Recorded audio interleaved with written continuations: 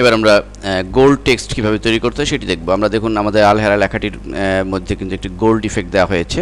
তো মনে হচ্ছে যেন গোল্ড দিয়ে লেখা হয়েছে এই লেখাটি। তো এটি করার জন্য আমরা ব্যাকগ্রাউন্ড কালার হিসেবে কালো রঙটি নির্বাচন করব এবং ফোরগ্রাউন্ড কালার উপরের কালারটি আমরা এই হলুদ কালারটি নির্বাচন করব।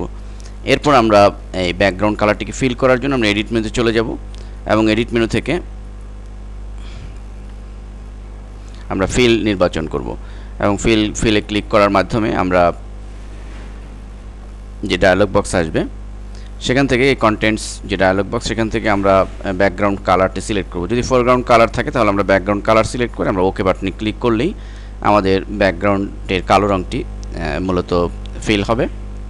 এবার আমরা টাইপ টুলটি সিলেক্ট করে নিব এবং আমাদের মনে রাখতে হবে যে আমরা এখানে আমাদের এরিয়াল ব্ল্যাক ফন্টটি নির্বাচন করে নিব আমাদের লেখাটি যেন হাইলাইট হয়। তো আমরা এরিয়াল ব্ল্যাক ফন্ট দিয়ে আমরা এখানে লিখে দিব আলহেরা।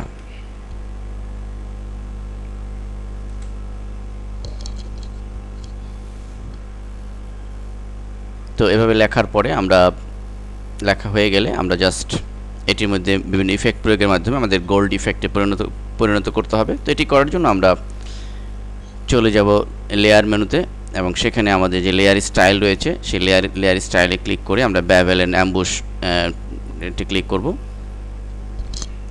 আমাদের যে লেয়ার স্টাইলে যে ডায়লগ বক্স এসে এখানে আমাদের বিভিন্ন মান রয়েছে, এই মানগুলো আমাদের একটু চেঞ্জ করে দিতে হবে। আমরা নিচে এখানে দেখতে পাচ্ছি মূলত আমাদের ইনার বেভেল, এটি আমরা ডিফল্ট রাখবো এবং অন্যান্য অপশনসমূহ সবই আমরা নর্মাল রাখবো। আমরা শুধু নিচে চলে আসবো এবং এখানে হাইলাইট মোড যেটি রয়েছে এর ড্রপ ডাউন লিস্ট থেকে আমরা এখান থেকে ডিফারেন্স মোডটি সিলেক্ট করে দিব।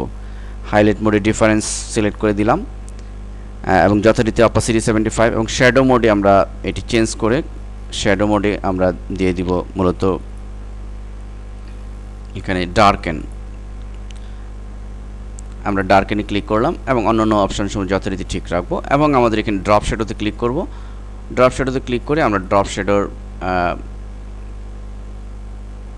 টিকে আমরা এখানে যে ব্ল্যান্ড মোড রয়েছে এই মোডটিকে চেঞ্জ করে আমরা এখান থেকে কালার বার্ন সিলেক্ট করে দেব অ্যান্ড দেন ওকে বাটনে ক্লিক। ফলে আমরা লক্ষ্য করলে আমরা দেখছি যে আমাদের লেখাটির মধ্যে গোল্ড ইফেক্ট পড়েছে।